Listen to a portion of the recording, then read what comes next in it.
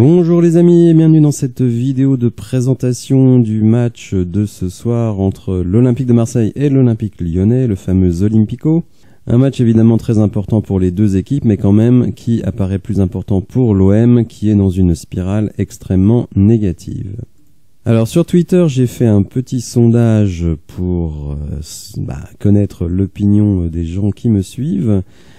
Et vous le voyez, la plupart voient l'Olympique Lyonnais vainqueur, 11% pour un match nul et 29% pour une victoire de l'OM.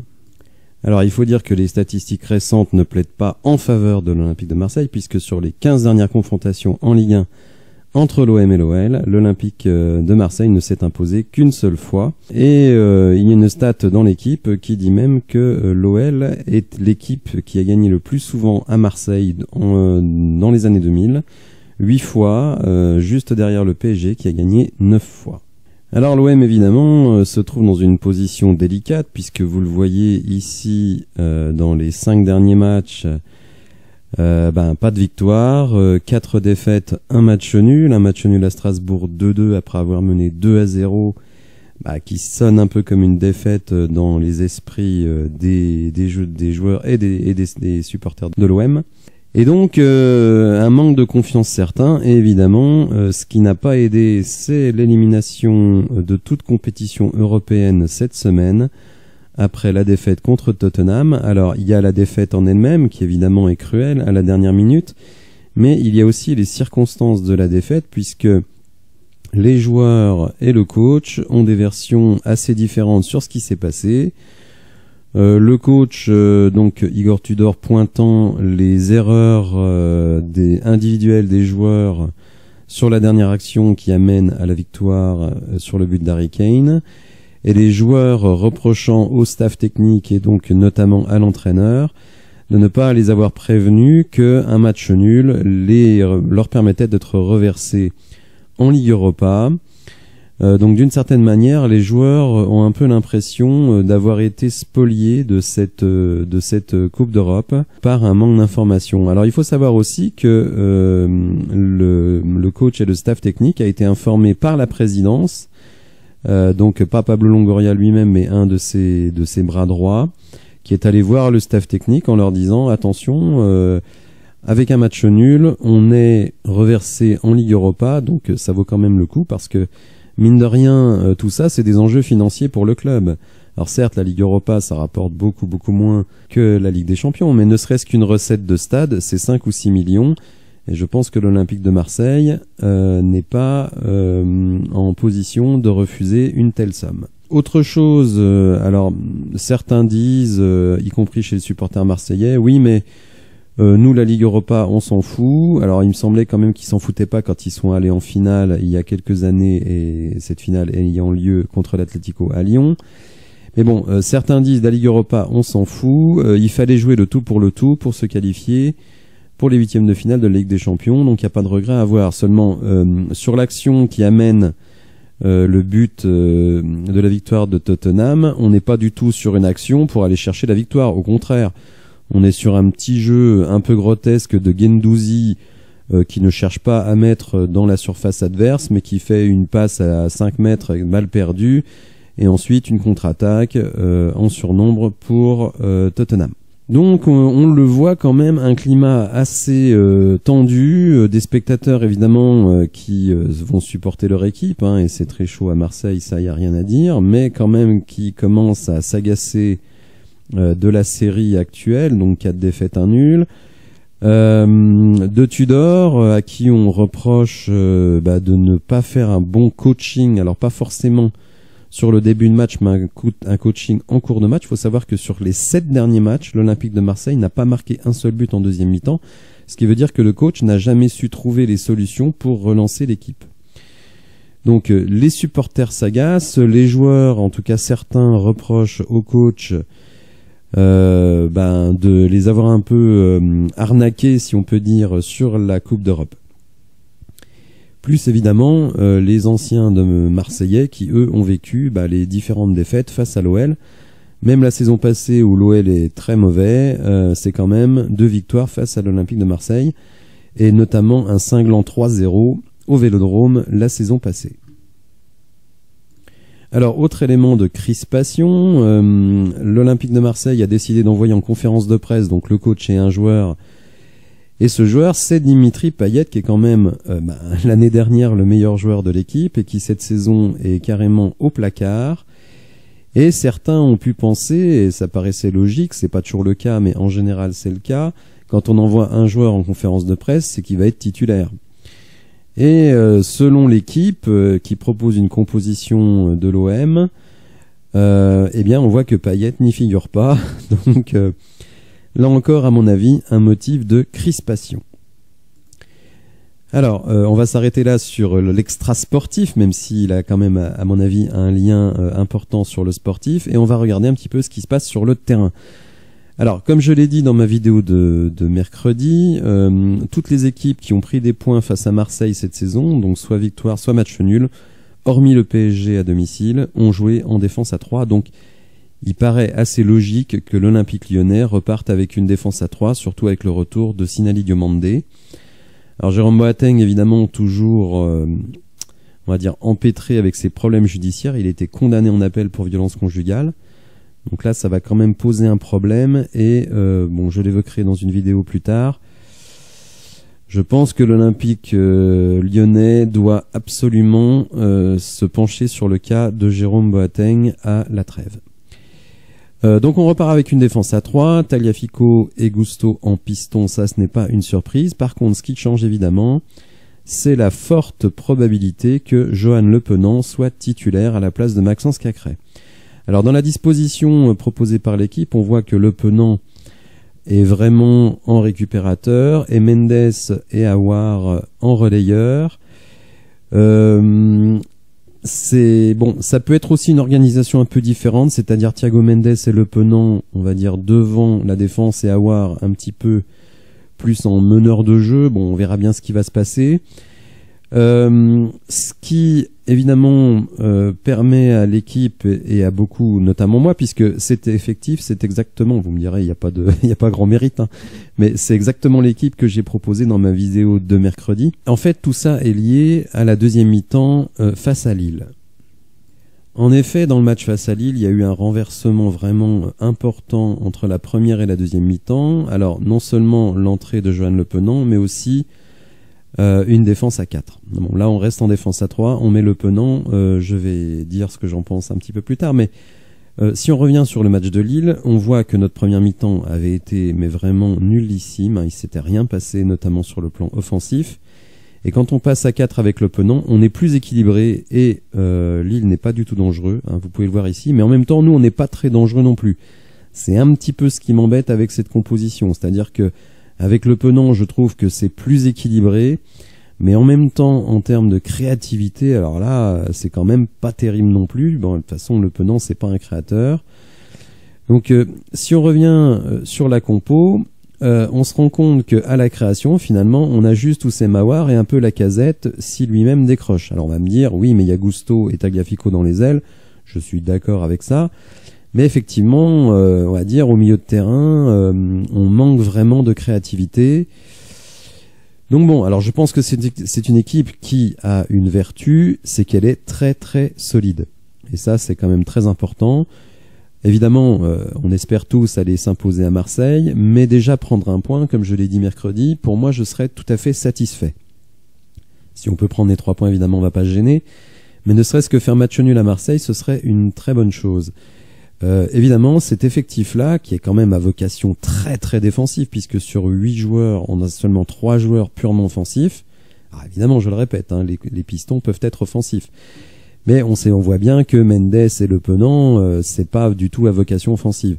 Alors Mendes a quand même une qualité qu'on peut lui reconnaître, c'est que positionné un petit peu plus haut sur le terrain, c'est quelqu'un qui est capable de tirer de loin, car il a une très bonne frappe de balle. Donc ça peut être un atout intéressant.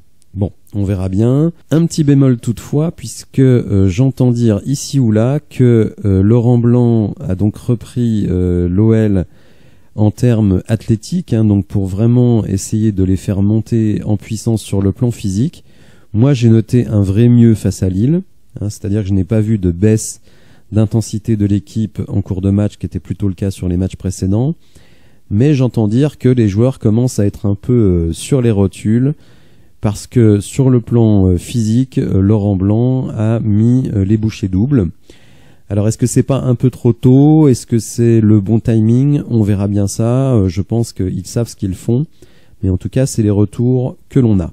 On va parler quand même un petit peu de l'OM. En général, je parle pas tellement des équipes adverses parce que je les connais pas forcément très bien. Bon, l'OM, j'ai vu quelques matchs, notamment les matchs de Ligue des Champions. Alors vous me direz, c'est pas forcément leur meilleur match. Alors eux aussi évoluent dans un système en défense à 3 et avec 2 pistons. Klose et Tavares ont vraiment été recrutés dans cette optique. Donc d'une certaine manière, la défense à 3 et les pistons, c'est certes une option d'Igor Tudor, mais c'est surtout une option de Pablo Longoria, donc le président, recruteur, directeur sportif, il fait un peu tout à l'OM. Alors, je ne vois pas suffisamment de matchs de l'OM pour avoir un avis sur Kolasinac et Balerdi, mais les échos que j'en ai ne sont pas forcément très bons. Donc je pense que l'Olympique lyonnais aura sans doute des opportunités parce que, d'après ce que j'entends, ces joueurs-là sont à même de faire pas mal d'erreurs. Chancel Mbemba, alors lui qui a mis un but vraiment impressionnant, alors je dirais à la Moussa Dembélé contre Tottenham, mais qui lui aussi est susceptible de faire des boulettes défensives. Nuno Tavares, là aussi je le connais peu, mais je n'entends pas beaucoup de bonnes choses sur lui. Il avait commencé la saison de manière tonitruante en mettant des buts, mais il paraît que il veut toujours trop en faire, qu'il s'enferme dans des dribbles, qui tente des tirs délirants. Bon, j'avoue que je le connais pas suffisamment bien, mais là aussi c'est sans doute un point assez faible de cette équipe. Bon, Vertou semble retrouver un bon niveau de jeu. Guendouzi, on le connaît, joueur aux 4 poumons, qui est un peu partout, et qui par rapport aux récentes compositions de l'OM a été redescendu vraiment au milieu de terrain, alors que Tudor, un petit peu comme ce qu'a fait Boss avec Cacré, le mettait plus haut. Or, comme c'est pas du tout un joueur qui a de très grandes qualités offensives, même s'il met un très beau but, je crois, c'est contre Francfort, mais on va dire, on voit plutôt justement un under dans cette position-là. Jonathan Klose, qui avait commencé la saison de manière très très bonne aussi, semble plutôt accuser le coup sur ses dernières sorties. Alexis Sanchez, alors évidemment un grand nom du foot mondial, mais bon, qui est quand même plutôt sur le déclin et qui lui n'a marqué qu'un seul but sur les 7 derniers matchs et qui était positionné depuis le début de la saison en pointe. Là, on voit qu'on le met plutôt dans un rôle, on va dire, de milieu offensif ou ailier, pour laisser place à Bamba Dieng, réclamé à corps et à cri par les supporters. Alors moi, Bamba Dieng, je le connais pas bien non plus. Malheureusement pour lui, le seul vrai souvenir que j'ai de lui, c'est un match l'année dernière, alors certes en début de saison, il a peut-être progressé depuis, face à Monaco, où Marseille avait archi dominé et où lui, par contre, avait bouffé toutes les actions offensives, soit en ne donnant pas la passe, soit en tirant à côté, soit en faisant un mauvais choix, soit en faisant un dribble de trop. Enfin, vraiment, il avait fait n'importe quoi. Et donc après, c'est vrai que j'étais assez étonné d'entendre beaucoup de bien sur Bamba Dieng, parce que moi, ce que j'ai vu de lui est très négatif. Bon, il a très peu joué depuis le début de la saison. Ce qui est certain, c'est que Tudor, on va dire, revoit un petit peu sa composition d'équipe pour renforcer le milieu de terrain à la récupération et pour mettre des joueurs plus techniques en attaque. Donc bon, je trouve que cette équipe assez cohérente, mais quand même avec des faiblesses. Et Dieng, bon, dans quel état est-il? Est-ce qu'il est capable, lui, seul devant, d'aller face à une défense à 3? Je ne sais pas. Bon, en tout cas, ce qui est sûr, c'est que cette équipe aussi n'est pas de grande taille, ça c'est quand même important de le dire, hormis Mbemba, donc on sera a priori pas tellement en danger sur le jeu de tête si on arrive à bien garder notre ami Mbemba. Alors bien entendu, un bon résultat à Marseille nous ferait énormément de bien au classement, puisque nous sommes toujours 8e du championnat, avec 20 points, c'est ça qui est important. On notera encore la victoire de Lens, qui s'est imposée à Angers. Lens absolument inarrêtable, 10 victoires, 3 nuls, une seule défaite en 14 matchs, 24 buts marqués, 9 encaissés. Vraiment, cette équipe était patente, et notamment son coach, Francaise, qui fait vraiment le métier, pourtant en ayant perdu justement un Jonathan Klose à l'intersaison. Vraiment, et pourtant un Seko Fofana qui n'est pas rayonnant comme la saison passée, donc on voit vraiment que c'est le système de jeu et l'animation de ce système qui fait la force des Lensois, donc bravo à eux. On est 13 points derrière, donc c'est quand même énorme, plus ils ont une différence de but nettement supérieure, donc ça fait 14 points, donc évidemment la deuxième place va falloir aller la chercher avec les dents. Rennes, alors Rennes justement se déplace à Lille. Donc ça peut être une très bonne opportunité pour nous en cas de victoire de passer devant Lille si Rennes s'impose. Bon, seulement le problème c'est que ça mettrait Rennes encore plus haut. Mais en cas de match nul, on passerait devant à la différence de but, donc devant Lille, donc on pourrait tout à fait gagner une place. Par contre, Monaco, on ne pourra pas aller les chercher. Monaco qui aura un match pas si facile que ça à Toulouse.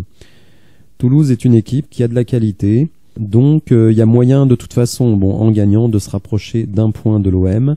Par contre, effectivement, si Lens ne baisse pas de pied et si Rennes continue sur sa folle série, ça va être difficile quand même d'aller chercher le podium. Hein. Alors une place européenne, ça reste jouable, mais là le podium, si ces deux-là ne baissent pas de pied, ça va quand même être très compliqué. Bon, de toute façon, on est encore loin de pouvoir se poser des questions par rapport au podium.